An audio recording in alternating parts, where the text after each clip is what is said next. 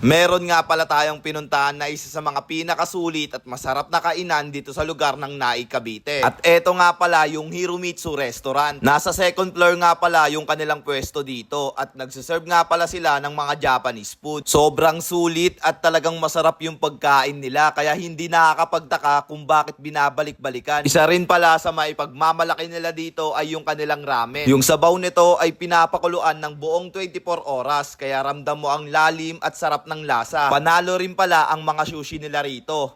Fresh, malasa at talagang sulit sa bawat kagat. Iba't ibang food nga din pala ang in-order namin dito. At eto na nga pala yung bago nilang menu. Mas marami na ang choices at mas nakaka-excite tikman. 皆さんおはようございます。このお店の新しくメニューです。これはチャーハンです。ヒロミツフライドライス。これはスパイシー味噌ラーメンです。これはビーフうどんです。これはつつ焼きです。これは札幌サラダです。あと、エビカニ炙りロールです。これとは、このお店のベストセラーです。グリーンエビと JD です。あと、ストロベリーレモンと、レモネード、キュークンバーレモネードは、ベストセラーの飲み物です。So, ayun te, no? Anong language yan? Japanese. Japanese, no? So, pwede nyo rin po ba pakitagalog yung lahat ng sinabi nyo? Or, ayun, meron.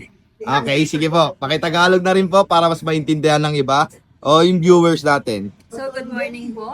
Welcome to Hiromitsu Naik Branch. So, ito po yung mga bagong labas namin na menu. So, ito is yung Hiromitsu Fried Rice. Ito yung Green Ebi Tempura. Ito yung Osaka Takoyaki. Then, meron tayong JD's and meron tayong Sapporo Salad.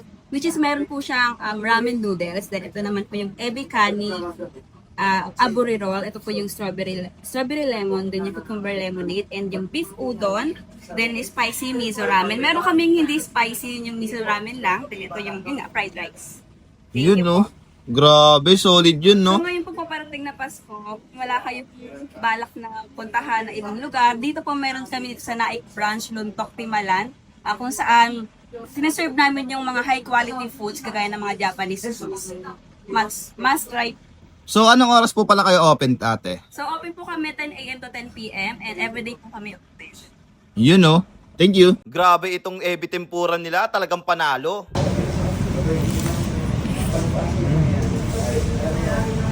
At eto naman yung ramen nila ay kay sarap din. At napakasarap nga rin po pala ng kanilang sabaw. Yung pinaka-paborito ko.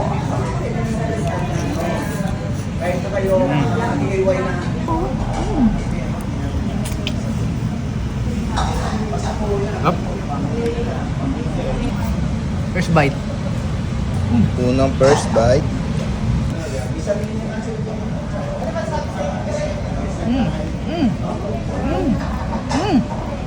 Sarap.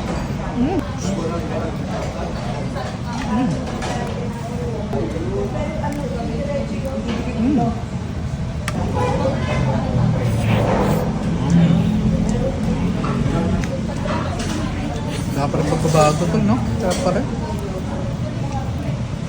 At ayun na nga din pala guys, no, napakaganda nga rin po pala ng kanilang dining area. At sa mga bawat sulok nga rin po pala nito ay may mga aircon, kaya hindi kayo maiinitan. At ayun na nga din po pala guys, no, hanggang dito na nga lang din po pala tayo. Kung nakukulangan man kayo sa impormasyon ko, ay ilalagay ko na lang po sa comment section.